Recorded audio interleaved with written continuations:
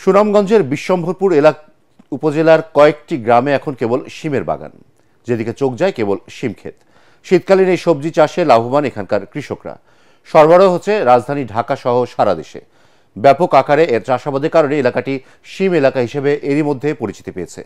সুনামগঞ্জ থেকে জেলা প্রতিনিধি পঙ্কজদের রিপোর্ট জানাচ্ছেন জাহিদুল আলম।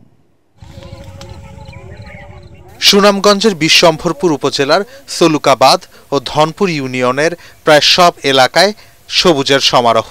সীমান্ত লাগোয়া এসব গ্রাম থেকে উত্তরের মেঘালয় পাহাড় পর্যন্ত বিস্তৃত এই সবুজ ছাউনি মূলত সিমের বাগান। এবার আবহাওয়া অনুকূলে থাকায় শীতকালীন এই সবজির হয়েছে বাম্পার ফলন। সিলেট দিতে আছে, কুমিল্লা দিতে আছে, চিটাগাং দিতে আছে, ঢাকা দিতে আছে, নিমসা দিতে আছে, মানে সারা বাংলাদেশে এরা চালু করতেছে। সিএম মনোর কম হইলো, এবার মনোর আপনার আমরা এই দামের দিকটা মোটামুটি একটা আগ পাইছি।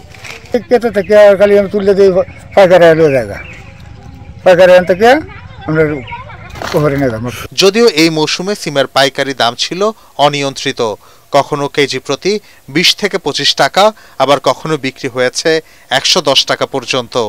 100 থেকে 70 পর্যন্ত মানে আমরা চাহিদা পাইছি। বিক্রি ভালো, দাম একটু বেশি আর কি, কারণ আপনার খরচও বেশি এবার, কিন্তু দামও বেশি।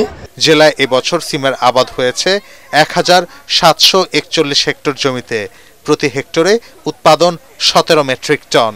মাঠ পর্যায়ে কর্মকর্তাগণ প্রয়োজনীয় পরামর্শ দিয়ে যাচ্ছেন, যাতে তারা তাদের উৎপাদিত ফসল তারা ন্যায্য মূল্য পায় এবং এই শিম শুধু সুনামগঞ্জ জেলায় না, সুনামগঞ্জ জেলার বাইরেও তারা বিক্রি করে লাভবান হচ্ছে এবং তাদের দেখা দেখি অনেক চাষি শিম চাষে আগ্রহ প্রকাশ করছেন।